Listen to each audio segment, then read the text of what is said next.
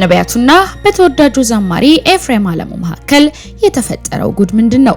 በሐሰት የሚነግዱና በነጻ የተሰጣቸውን የጸጋ ስጦታ የሚነግዱ በርካታ የወንጌል አማኝ አገልጋዮች እንዳሉ ይታወቃል። ታዲያ ስማቸው ከሚጠቀሱ አገልጋዮች መካከል የክራይስት አርሚ ዓለም አቀፍ ቤተክርስቲያን መስራችና ባለራዕይ ሆነው ነብይ እዩ ጩፋ እንዲሁም የጄፒኤስ ቤተክርስቲያን ባለራዕይ ሆነው ነብይ ሄኖክ ግርማና ራሳቸውን ነቢያት በማለት የሚጠሩ ሌሎች በርካታ አገልጋዮች መኖራቸው ይታወቃል።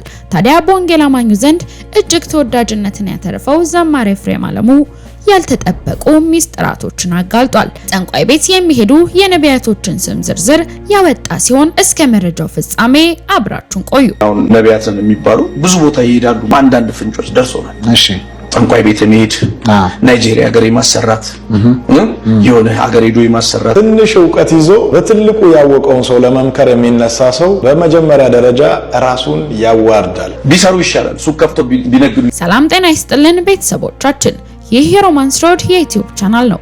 በቻናላችን አዳዲስና ወቅታዊ ትኩስ መረጃዎችን ይዘንላችሁ መጥተናል። እስከ መረጃው ፍጻሜ አብራችሁን ቆዩ። ቻናላችንን ሰብስክራይብ ያላደረጋችሁ ሰብስክራይብ በማድረግና የደውል ምልክቷን በመጫን አዳዲስ መረጃዎችን በፍጥነት ያገኙ። ቪዲዮአችንን ለሌሎች ሼር በማድረግ ቤተሰባዊነቱን ያጠናክሩ።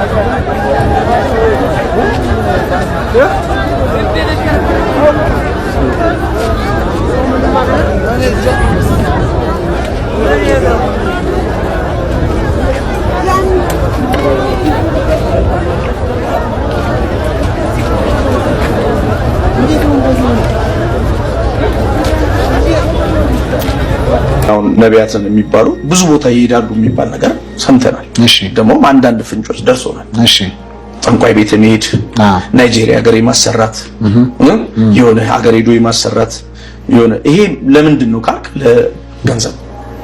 አዎ ሰምቻለሁ። ይሄ ገንዘብ የሚጠራ ህዝብ የሚጠራ አሁን ቅርብ ጊዜ ነው እየሰማሁ አንድ አለ። እንደውም አሁን ከዛምቢያ ነው ከናይጄሪያ የመጣ ጥቁር አለ። እሱም ዲለር ነው አሉ እና እንደውም እዚህ ፕሮግራም ላይ ናብየው እየጠፋብኝ ነው። ዲለር ነው አሉ። በደንብ በስነ ስርዓት ሄዳ ያገናኛል። በቀለበት ነው ነገርየው የሚባለው የሰለሞን ጥበብ ነው ምናምን ይባላል። የሰለሞን ጥበብ እሺ።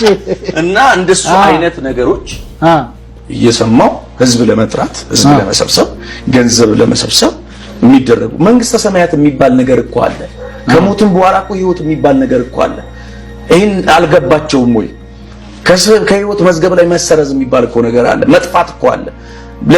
እኛ እኮ ኢየሱስ ያዳነን እኮ ለዚህ ለምድራዊ ነገር እኮ አይደለም። 70 እና 80 ዓመት ግፋ ቢል ብንኖር ነው። ከዛ በኋላ የዘላለም ህይወት የሚባል ኬዝ አለ እኮ። ለዘላለም ደግሞ ሲኦል የሚባል አለ እኮ የሚባላ። ይሄን ያላሰቡትም ወይ? ቆይ ማለት ቢሰሩ ይሻላል። ሱቅ ከፍቶ ቢነግዱ ይሻላል። ገስታውስ ያለበት አልሄድም። ምን ያለበት አልሄድም። ለምን ገስታውስ አትቀበልም? አልቀበልም። በምክንያት የማልቀበልበት ምክንያት በነፃ የተሰጣቸውን በነፃ ስጡ ነው የሚለው። እንሽረዳይ በነፃ የተሰጣቸውን ነገር አንድ የተቸገረ ሰው በጣም ህመም ያለበት ፋሚሊው የተራቆተ መበለት የሆነች ምንም የሌላት ተቸግራ ታማ ደክመው የመጣን ፋሚሊ ድጋሚ ማስከፈል ማለት ሂዝ ፌር አይደለም። ገባ? ለዛ ነው መጽሐፍ ለመንጋው የማይራሩ ይመጣሉ አይራሩም። እና ደግሞ በጣም ፍላጎታቸውም የሆነ ኑሮ ይበቃኛል ማለት መልካም ነው አይደል?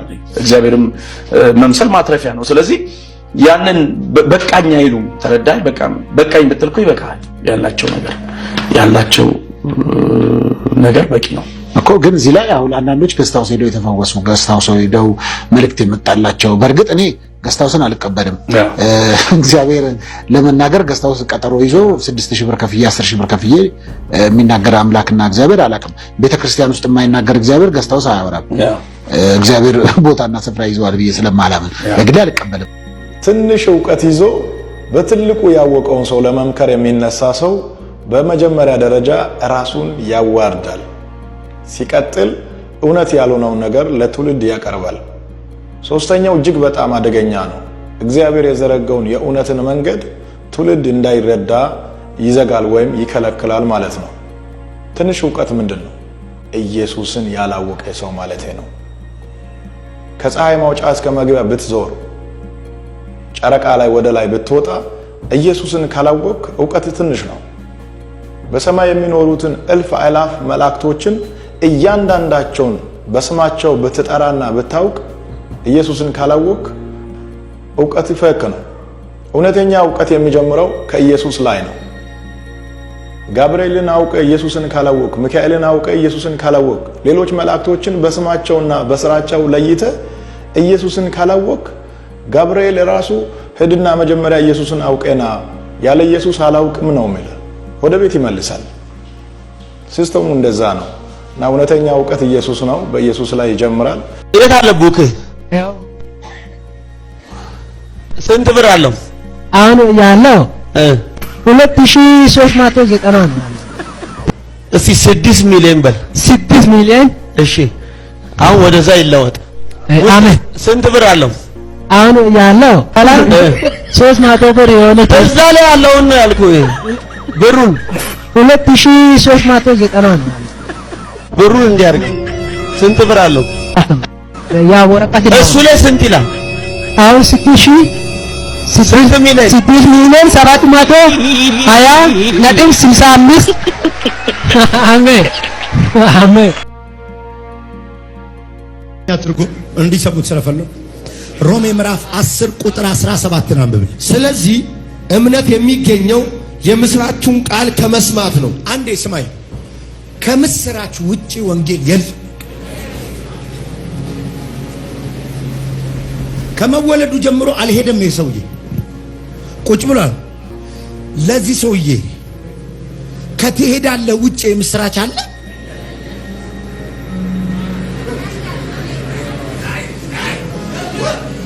ቤት ኪራይ ቸግሮሃል፣ ዕዳ ተጠራቅሞብሃል። ወንድሜ ዘላለም ቤት አለ። ይሄ ምስራች ነው? ቶ መች አጣሁት እሱን ኪራዩን ክፈልልኝ ነው የምትለኝ? ወንድሜ ዘላለም ገና ስሞት ነው እሷ አይደል? አሁን ሲሄድ ሳሉት አከራዩ በር ላይ ናቸው። ገላግለኛ አይናቸውን አፍጥጠው ከዘራ ይዘው እየጠበቁኝ ነው። ለአንተ የምስራች ሊሆን የሚችለው ቤት ኪራይ ነው።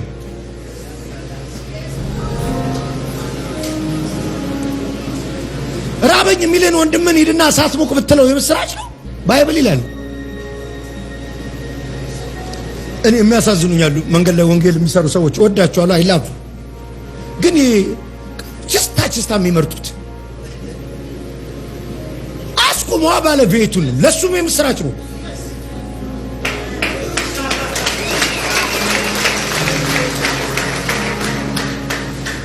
ምስኪን ርዱት ጥልገን ወንድሜ ኢየሱስ ይወዳል እንዲህ የሚል ምን ማለት መሰለህ? እሱ ሲወደኛል፣ አንተ ከወደድከኝ የሆነች ምሳ ነገር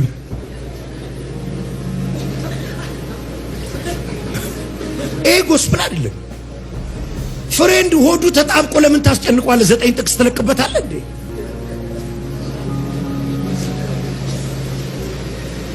ቆንጆ ምሳ በለው። ከዛ በኋላ ዳግም የማይርብህ ነው የምትል። እንዳይርብህ ከፈለክ ኢየሱስ አለ። ለምን ትፈራል? እኔ አበላል አይደለም፣ እኔ ፈውሳል አይደለም። ዋናው የዘላለም ምን አስፈራህ? ስለማታምን እኮ ነው። ራስ ያበላል።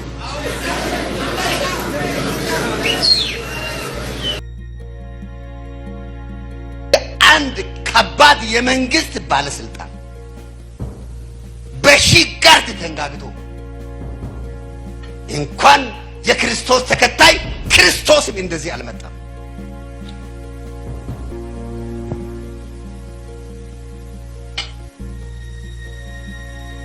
አገልጋዮች ክብር አይገባቸውም ብዬ አይደለም። ክርስቶስን የሚጋርድ ክብር ግን ከክርስቶስ አይደለም። ተጋረደ በሐሰተኞች ክርስቶስ። ጠቅልሎ የክርስቶስን ክብር ወሰዱ። ከዚህ የተነሳ ሲያስነጥሳቸው እንኳን ሰው አሜን ይላቸዋል። ተቅሽ ግን አሜን አሜን።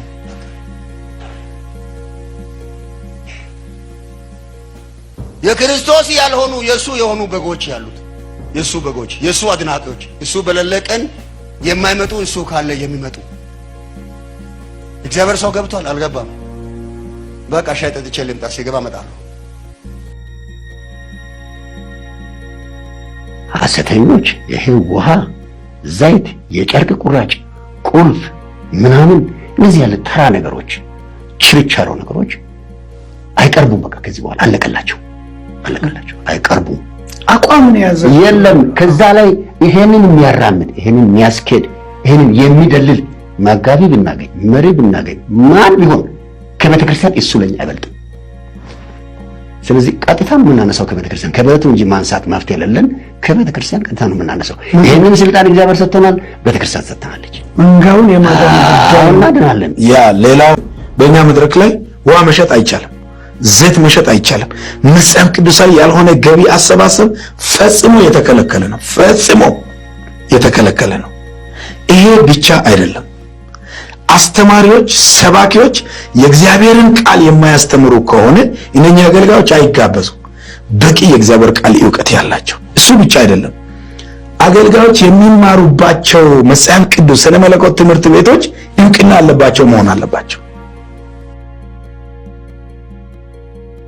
ግራ ተናግሬያለሁ። አስመሳዮች አጋንንትን በማስመሰል ያወጣሉ።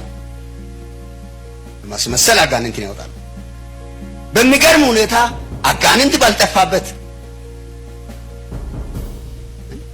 በቂ አጋንንት ባለበት ምድር አንዱን አንተ ላይ አለብህ ይላሉ። አንተ ደግሞ አለብኝ ብሎ ጩህ ብሎ ጉባኤ ውስጥ ሰይሞ አልቻልኩም ብለህ ጩህ እኔ ሲነሳ ብሎ ያኛውም ደግሞ በድራማ አጋንንት አለብኝ ብሎ የእግዚአብሔር ሰው አንተ ስትነሳ አልቻልኩም ብሎ ጮሆ ሃሌሉያ ተንገላተ ነው የምትወጣው ብሎ ባልጠፋ አጋንንትን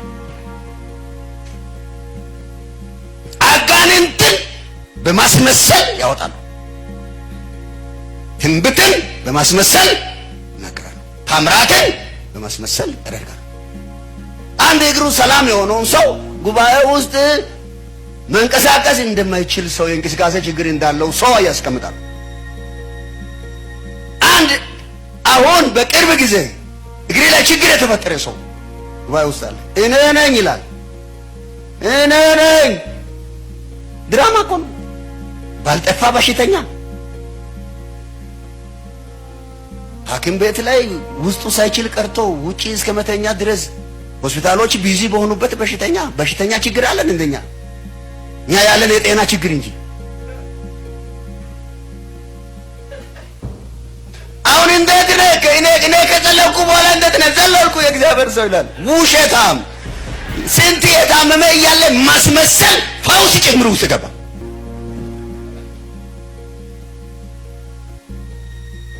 ግን ተመስገን በሉት። እግዚአብሔር እውቅና አይሰጥም።